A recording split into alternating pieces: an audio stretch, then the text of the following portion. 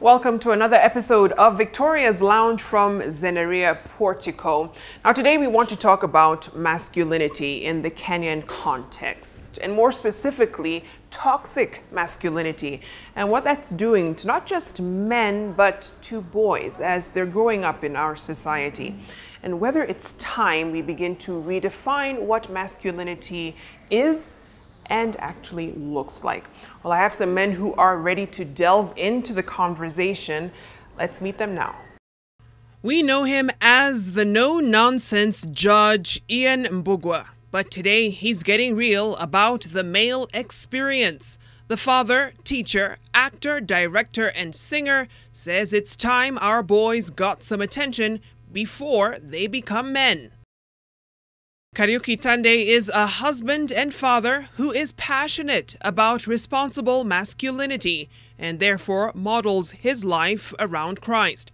He's also an entrepreneur in the telecommunications and agribusiness sectors. Marcus Olang is a leading Kenyan communications strategist and the founder of Courage Stories, a platform where everyday people from across Africa share how they live with, deal with, and surmount the situations and challenges they face in their daily lives.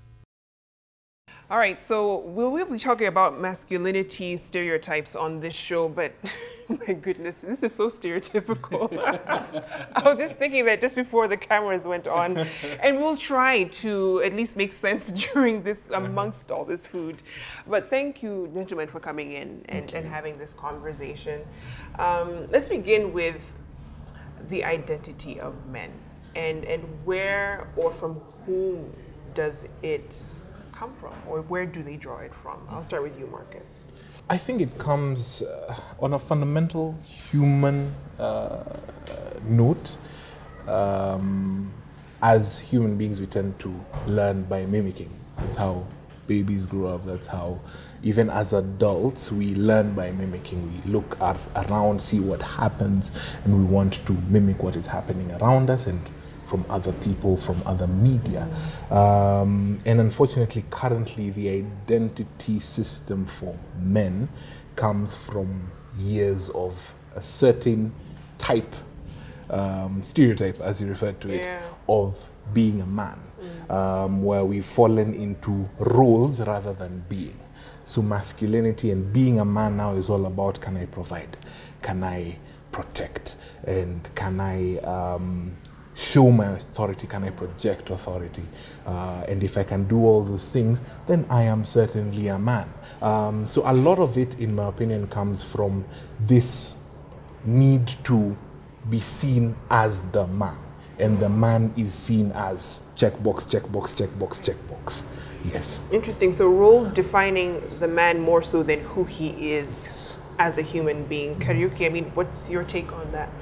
Well, I'll just write on what Marcus says, right from the mimicking aspect. Then next, we see that there are 2 or 3 broad categories that I need to fill in as a man. 1, do I have a job and a good job? And 2, how much money do I have in my wallet? And so with those 2, it defines who I am. So, and then thirdly, when I've checked those 2 boxes, then I look at the other men. So what are you doing? Okay, I want to do that too. So so mimicking comes from very early on, then into adulthood. So such that if I take away your money, if I take away your job, then quote unquote you cease to be a man, which is very not true. Right, so unfortunately, that's where we get a lot of our definition, which is from the get-go is very skewed.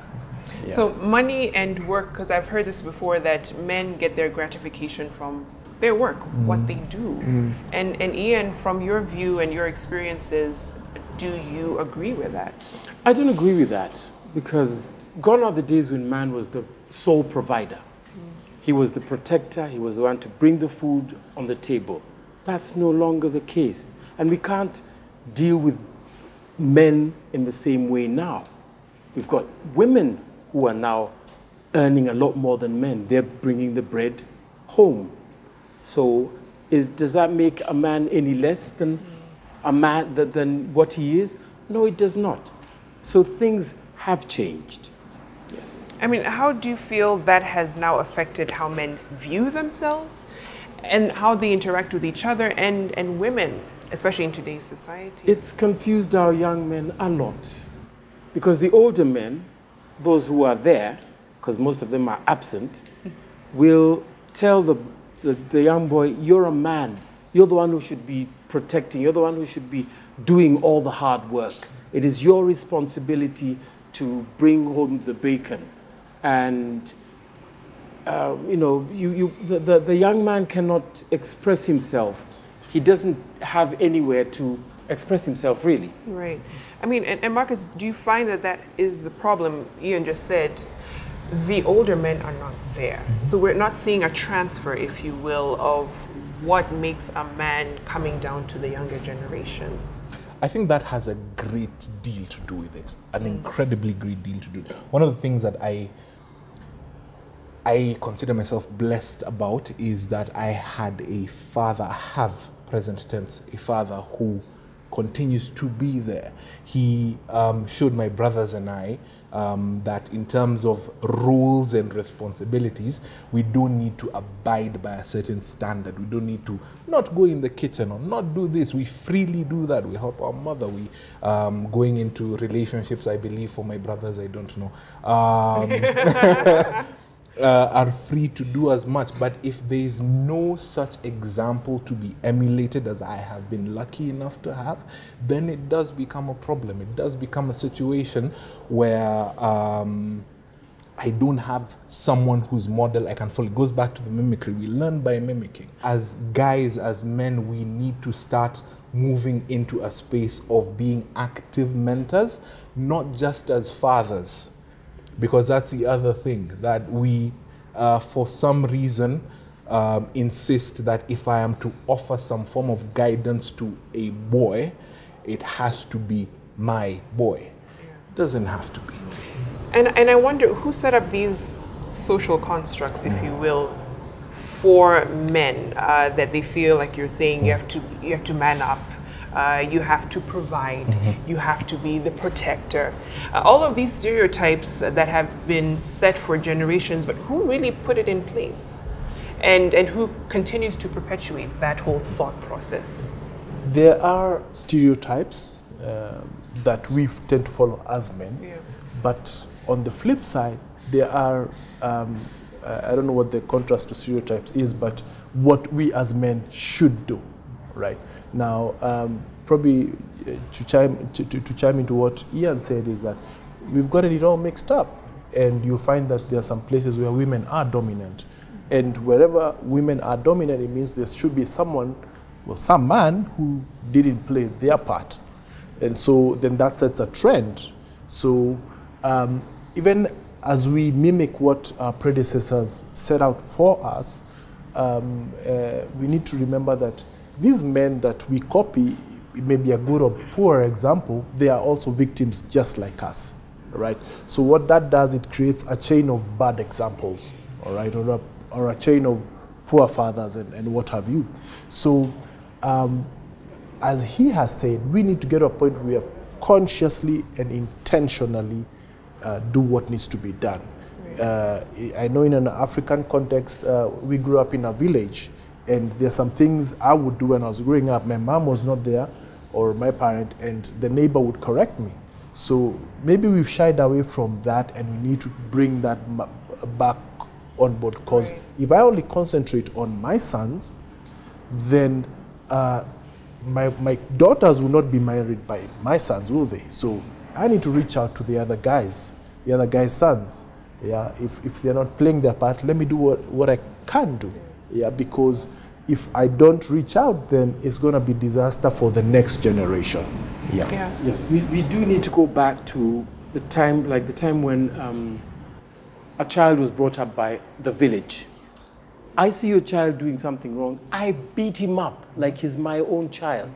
But these days, as long as it's not my child who's doing it, I see your child like, hey, do you see so-and-so's son, what is that? And that's it. No, we need to be responsible. And sadly, even you just check out the media, the people who are glorified in the media, the men, they are the ones who are corrupt, the ones who are doing all the wrong things. And that's what these kids aspire to be. They see somebody very rich, they have no clue how they made their money, and they've heard stories that this guy is into drugs, is into all this racketeering, but it doesn't matter to them. He's rich. That's what I want to be. That's what I want to be. So sadly, the media has played a role as well. They glorify and they publicize people of poor morals. And that's what our poor kids are watching and saying, wow, that's what I want to be. Because they get away scot-free. Nobody's touching them. They are untouchable. So the end justifies the means. It doesn't matter how I get my money, as long as I get my money. I have it. Do you think that false sense of power is the reason why we're seeing a lot of young men not take maybe the lead or dominant role where they're rightfully supposed to be? And you mentioned every time there is that absence or that vacancy of a man, the woman just steps in because, well, he's not around. But what do you make of that, Marcus? I mean, why do we see less and less young men stepping up? Is it that they don't know or they don't care enough to take that role? I feel like it's an incredibly nuanced thing. It's rather complex. There's one, the element of personal responsibility that I will not shy away from. There is an element of personal responsibility where I, as a man, young man, old man, young boy, I have to step up and take responsibility. There is that. However, at the same time, there is also the role that we play as a society. We are not allowing men to find other ways of expressing themselves. So if I have a problem to solve, I have to solve it in one way. Fist fights. Other than, I can talk it out, I can express my frustrations, I can say, Victoria, when you did this, this was painful to me. We can't say that. And we have to get to a point where we're able to say that. Yes. And you've just mentioned one of the things that is a byproduct of those gender expectations on men. And let's take a short break here on Victoria's Lounge. When we come back, we'll be talking about what those kinds of gender expectations do when it comes to men and exercising their masculinity. We'll be right back.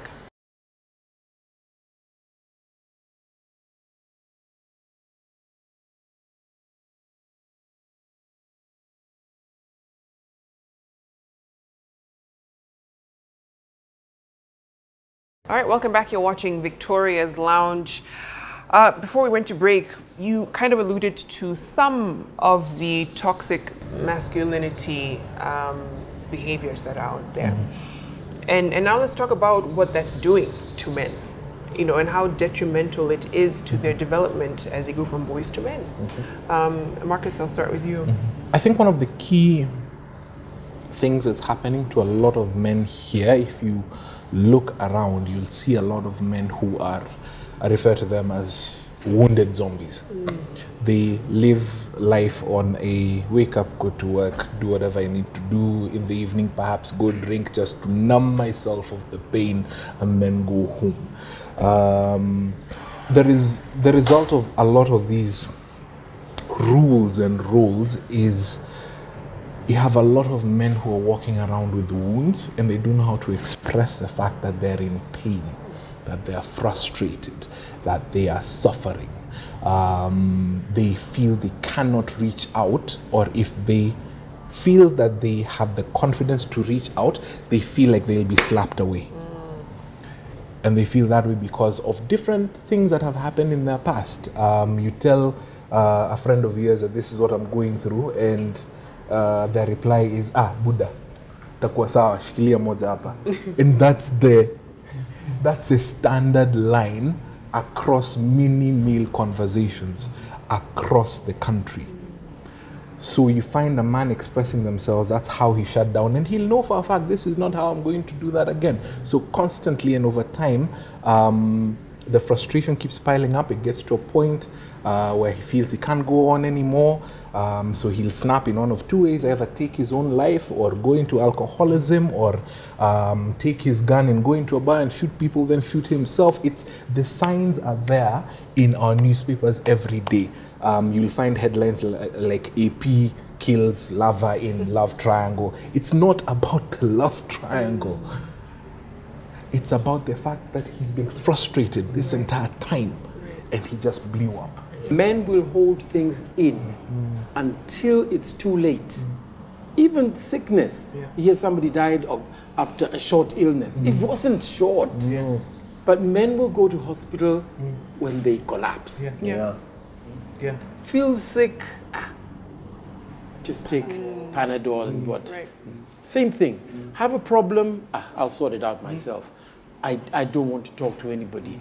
Or you end up talking to the wrong people at the wrong time who will not care. Just tell you, come on, like you said, it'll be okay. It'll sort itself out. No. And Kariuki, I'm just curious because we just heard about the emotional stifling of men, which is covered by this facade that is known as the tough guy persona. And what does that look like, and what does it do for men? Because of course you put it out there because you don't want to be bothered, you don't want to intrude into what you're feeling, you don't want to get into talking about your emotions. But what does that do? What it does is that if we don't face these situations and the wounds, as you've alluded to, head on, they come out sideways. Now, what does that mean? That means one of 5 things. You'll either act it out through the opposite sex or the same sex. You'll have this, can't touch this kind of attitude, pride checks in, of this money, and you'll want to show, cover everything with money, or you will have an addiction, or you just hang around the wrong people. So these are the guys who you tell what you're going through and they're like, haha, pewa, So one of those 5, and mostly it's not just one, it's a combination. I know because I was there. I struggled with 3 or 4 of those. So, and this is where now they went sideways. Now, I thank God that I have a group of men, a few groups of men that I hang out with that I could tell, if I'm going through whatever it is I'm going through, I'll come and tell you, hey, buddy, this is what is happening. They will not laugh at me. They'll share, or, they may not even offer a solution, but the fact that I can share is good enough, and there's some solace in that. We need to rise up and just, as we are making intention to mentor the ones who follow us, even now create those safe zones. Get a bunch of brothers that we can hang out with and talk about real stuff. Just take an example of a best man in a wedding. That best man, people have no idea, they just pick their best friend or somebody. But the role of that best man is to be somebody that you can turn to any time. And I think that the role of a best man should really be properly defined, because this is somebody who will be with you whenever you have a problem. You know that you have that one person who will not judge you, and somebody who will give you sound advice. You'd rather go to that one person than to somebody else. So we can start using that. Yes. Before I got married, that week leading up, and the norm is that we'll take you for a stag and all sorts of stuff. A stag? Do tell. So let me just share my experience. Last night of freedom. There's so many questions. There are so many. So I had the ignominy of just being taken to one of the, they hoodwinked me because they knew. A lot of them knew the kind of person, if it was 5 years ago, yes. But now I had turned a leaf and, I was, can I say, more focused and different. And this group of friends were a group of friends who probably hadn't experienced the new me.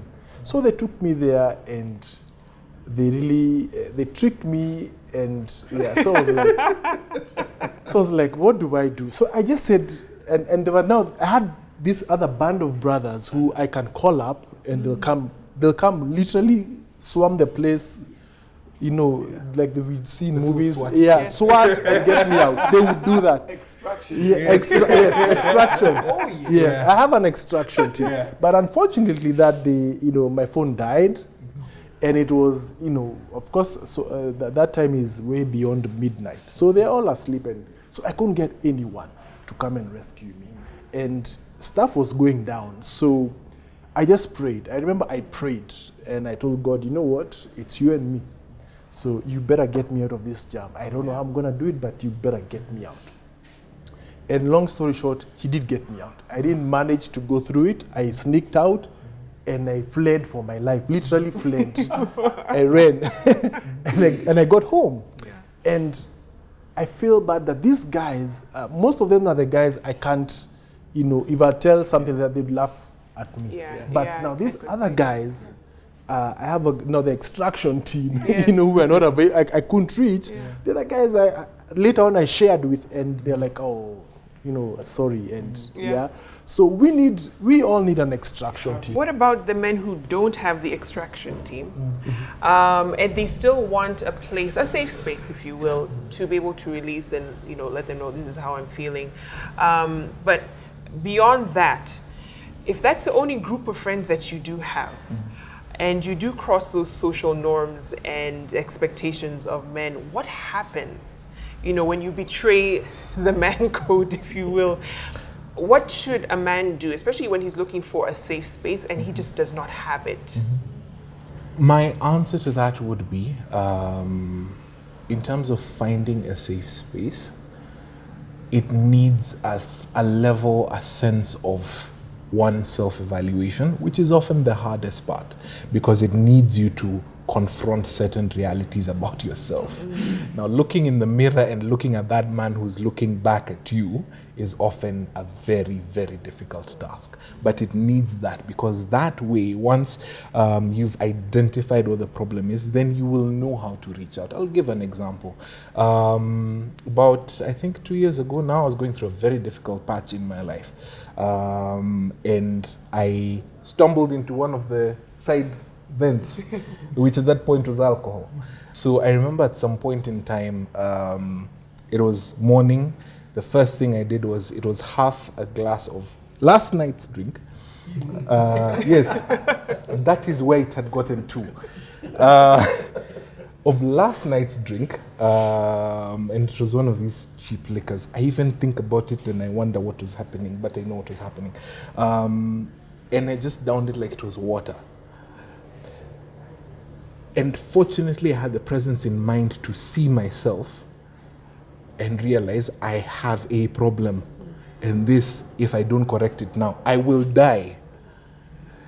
So I had, fortunately, someone to reach out to, because I recognized what was happening and I knew who to call, which at that point was 2 people.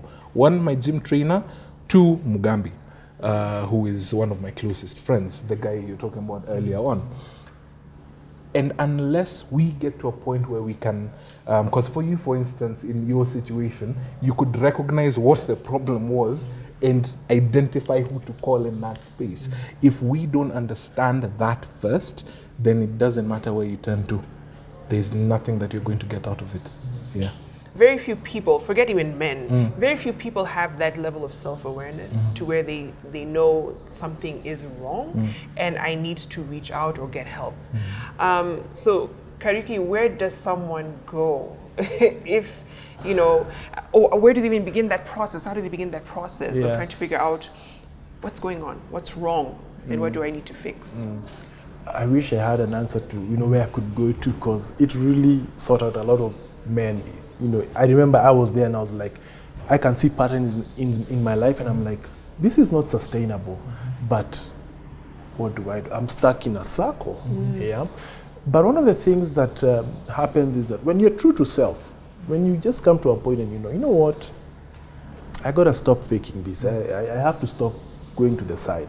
I need to face what it is head on. And even it may even be one of those guys who may not be very good company, but you will tell them, you know, give me an honest evaluation.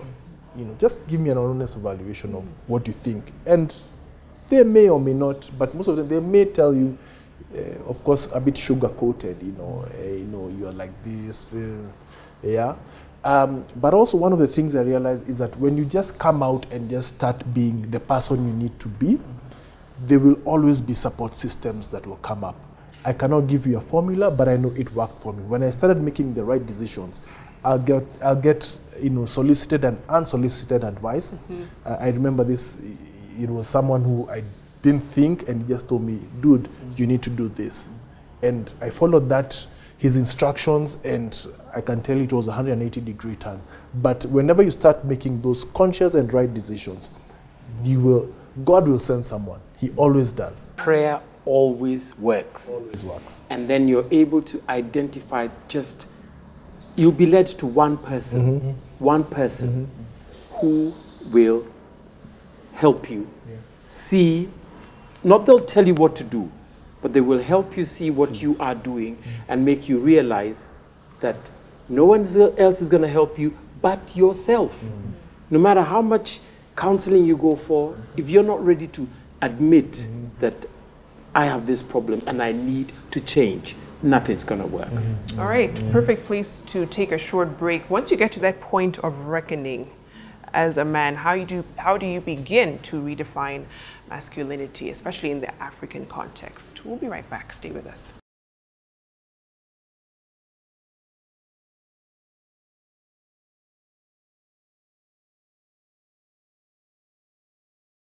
All right, welcome back. You're watching Victoria's Lounge. So right now we're talking about redefining masculinity. We've seen the dangers of what can be if we continue down this track. But Marcus, how do we begin that journey of redefining how we view men and how they behave and interact? One of the biggest things that we go through as human beings is we lie to ourselves a lot. It is a lot more pronounced, in my opinion, with men. A lot more pronounced. We look into the mirror and say, I've got this, I'm fine, I'm good, I'll be fine. And we tell ourselves that a lot. I have to be able to look into the mirror and look at that man and say, hey boss, unashida, there's a problem and you need to fix it. Or rather, you don't need to fix it. Actually, let me correct myself there. You don't need to fix it, because that's the other thing. We believe that we can fix everything. I don't need to fix it. As long as I accept that I have a problem, then I reach out to someone. If I am indeed that strong of character and of person, then I should be confident enough in myself to say, Ian, I'm in trouble. I need help. As soon as I get to that point, then I start course correcting, then I start getting better. But if that doesn't happen, if I don't take that personal responsibility, there's no way I'm going. I'll be stuck in that rut continuously and just keep plummeting.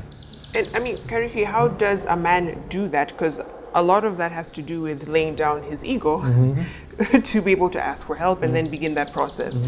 But how do you deal with the ego? Vulnerability is paramount. Without being vulnerable, we can't get to the next level. And we think that because I'm vulnerable, I'm weak. And that's like the antithesis of being a man. So vulnerability has to come in. And once you get vulnerable, then you draw strength. And that's what we don't see. I remember when for me, I had my aha moment a few years back, and I opened up. And what it does, it's just a wound. And when you open it up, it starts drying, and there's light going in, and it starts healing. That's what we don't see. Now, we have to be vulnerable. Now, in my case, I had my extraction team at that point that I could share with. And then they respond in kind. Right. Now, that's not easy for every other person. As Ian alluded to, there's that one person. At least let's start there. Start with that one person, and then work our way to get a nice band of brothers that will walk with us. All right. But unfortunately, that is frowned down upon. As I was sharing off here, someone just called me last week and told me, listen, I'm going through this and I need your help. And my help doesn't mean I have to go and extract him, but just being on the phone with him and just talking with him. And it saved a situation that would have really gone south really fast. And we all need that brother we can call. So vulnerability is bare minimum. Then from there on out, we work out a lot of stuff. And that really has to start from way before you become a grown man. I'm just thinking of from the boy child. We're not engaging our boys emotionally. We're not. And Ian, you deal a lot with young men and Yes, boys. I do. Talk to how important it is to begin to engage them emotionally when they're younger. It is very, very important, because if you don't get them then, they will grow up completely lost. Get them then, let them realize that they are who they are, and we should accept them as they are. We've got guys who are very effeminate, okay? Those ones, we look at them and we say, ah, that one's gay. Straight away. We've got girls who are like boys. That's a tomboy. It's accepted. But when the guy is effeminate, he's got feelings, he's gay. Right. And then we start talking about him, you know, even if he's gay, so what? Right. That's how he is. Accept him as he is, and let him know that he is of value. He is of value and he matters. And just keep getting them, if you can get them a mentor, somebody who will always be with them, that one person that they can go to, even if it's a teacher or a relative. There's so many single mothers who have sons, okay? They are doing a brilliant job, but there are some things that a mother cannot do for her son. Right. So for someone like that, reach out to an uncle, or even just a friend, someone that this boy can trust, someone that will be coming to take this boy out for a boy's day out. And this boy knows that if I have a problem that I can't talk to mom about, I have this one person that I can talk to, that I will share, that will not betray me, will not judge me. And once you have that one person that you can open your heart to without feeling that you're going to be judged, you're on the right track. But sadly, how many do we have that are there? The men are absent. And Marcus, let me put that to you in terms of why. Why are they not there? Why can't a young man just dash to, like you're talking about, the uncle or someone who can represent that positive male figure? Is it that the men are too occupied dealing with their own stuff that they feel this young man will have to figure it out like I had to, you know? Yeah. There's a lot of that. There's a lot of, if I figured it out, then you figure your own way out. If we start seeing it as us sharing the wisdom of our lives with younger men, then maybe that would help. Because you are an older, wiser person. Share that wisdom, because that is your strength. If we have to speak from a point of strength, fine. Wisdom is your strength. Show off your strength by sharing your wisdom. Let's start from there. Yeah. And just before we wrap up, I really want to get your take from all of you on the interactions that men have with women. Healthy, you know, safe relationships with the opposite sex. Where, because right now we're living in a time where it seems there's a competition between men and women. Women seem to be running further ahead, at least that's the perception. That is the perception out there. I feel like that's a whole other conversation. I know, right? Sure, that was. But how do we begin to have that really, you know, a positive relationship and interaction between the two? I think it starts from a point of mutual respect. As men, we need to make the deliberate and conscious decision to start seeing women as partners, not as competition. That cooperation works better than competition.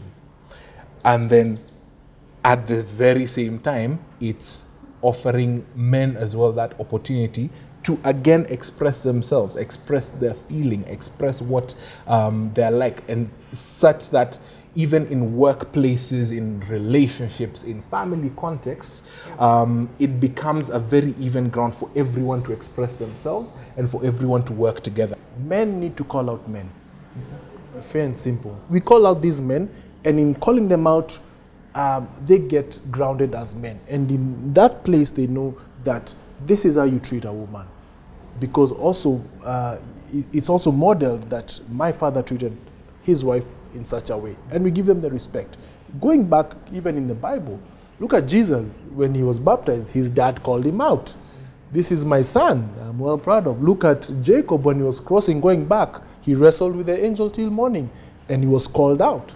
So we need to call them out. Yeah, and I teach my son. I have 2 sons, and the elder of the 2, I always tell him it's okay to say I love you. So whenever we talk on phone, or even right now before I left, I told him I love you, and he told me I love you. So he needs to know that, and it's not an umama thing to do. I'm expressing my love to him, and vice versa, and he'll see me do that to my wife. Yeah, so that he can get that environment, knowing what men do or should do. Right. Unfortunately, many of us didn't grow up in that kind of environment. Exactly, yeah. So we need to do that. But also, as we model that to them, it's a chain. I cannot be a mentor if I'm not a mentee. So also, I need to go back to my fathers, and have that relationship. And if there are any bridges to be mended, I need to take initiative and do that. Yeah, and so just create a chain. So it may have not been proper a while back, but it's my initiative to do that right now. For me, it's just calling out the man and putting him in the right place and modeling what needs to be done. Yeah, absolutely. And powerful point you made of getting that healing and closure from the past generation. We don't think that it's important, but it is. It is very critical. Important. Yeah, absolutely. And Ian, you can close us off. Whoa. The men need to step up and take their roles as role models, good role models. Not the type, do as I say, but not as I do, but you need to show. You need to treat your wife well in front of your children. If you start treating her like a maid, what do you think your son is going to do when he gets a wife? Your children should be saying, wow, I want to have a marriage like my parents. That's what they should be doing. Sadly, we've got absent fathers. And why are they absent? Because they are busy making money to make sure the child gets things that they themselves did not get. But what does the child need? The child needs the father, the love. You may have all these PlayStations and all the gadgets, but the child does not have what they want. You will never buy your child all the things they will want. Love. Just you being there. Look at meetings in school when parents come in. Women fill the place with 1 or 2 men who came in probably as the drive. Thank you, as the drivers. When your child has an event, there is nothing more important. There is nothing more important. Stop whatever you're doing. You had a board meeting, so what? You can have that board meeting tomorrow. That child, that performance of that child will not be there. And I've seen the faces of boys when they see their father is in the audience and they're doing something or receiving something. Wow. Nothing beats that.